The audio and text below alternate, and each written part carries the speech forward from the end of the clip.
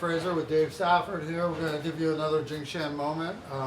Today we're talking about boxing, and we've had a question on counterpunching. So this one's a little bit different.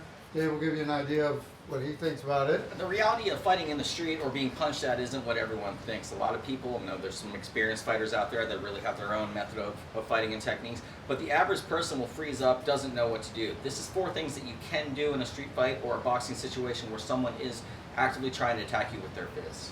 So for you Wing Chun fans, this is sort of not just a straight counter punch type thing, but we're going to apply that block and strike setup and then delivering your power. So it's 3-point punching. First one we're going to talk about is the up and over. And essentially somebody that's throwing a strike at you straight down the line, what you're doing is it doesn't matter which hand you use, you're going to palm check or use a slight pak sao and a buji. So essentially in this technique, what you're doing is you're pak saoing or popping off in a check mark action, coming out with your straight punch and delivering. I would typically use this when I'm a little further out from a person so that they're not able to deliver hooks at me at this time.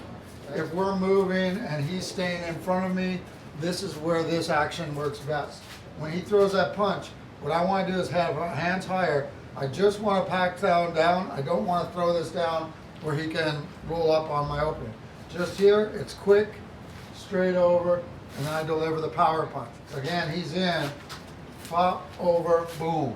He throws the opposite hand straight, it's same thing, okay? I can use either hand to deliver this.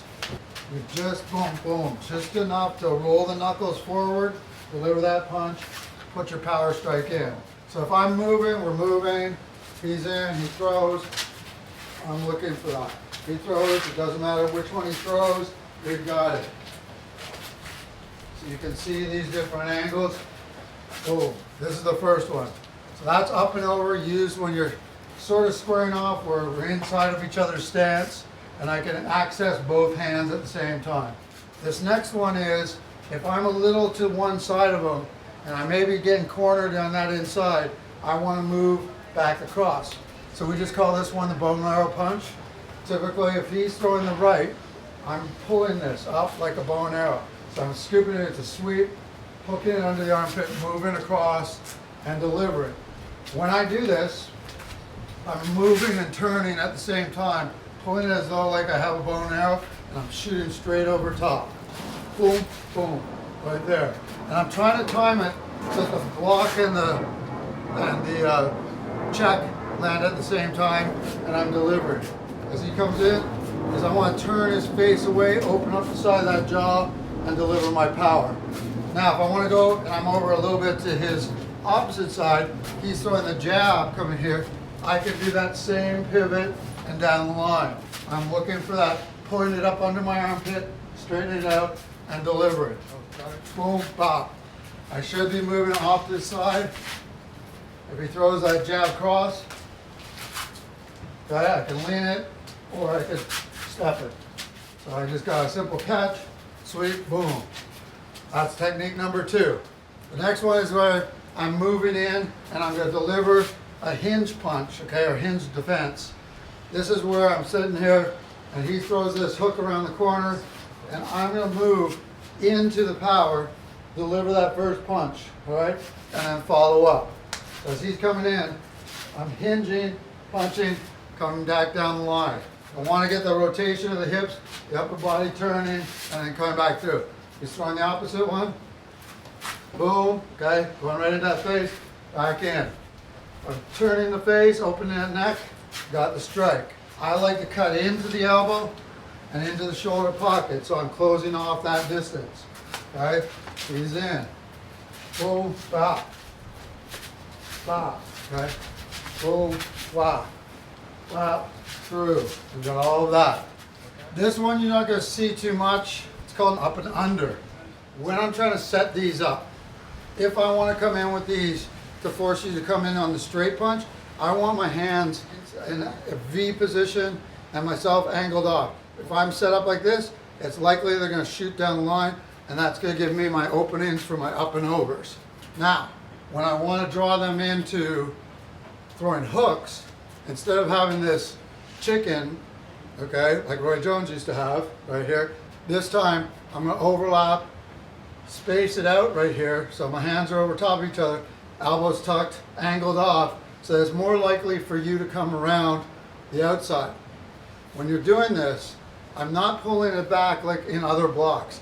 You're up and under, wherever I'm at, when that hook comes around to where my head is, say he's coming around throwing a hook here, this stays completely still and my body moves to my hand, then delivers. If it's coming around this side, my head and body move into that position. He's hooking for my head here, right? He's trying to reach and get into that position. I'm spacing him out, so he's actually going to have to really reach that hook. It's going to be a long one right there. When he does that, I bring my head to my hand and then deliver the power.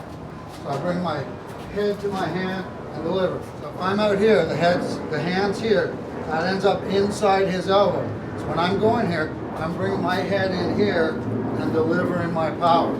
Boom, pop, pop. This is also very effective if you're looking at a street boxing version.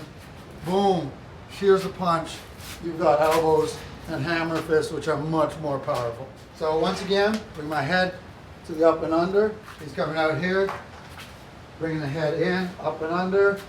I can also hinge, where he throws a punch, and I'm stepping in and delivering the punch with that same power right here. Little bonus one right here.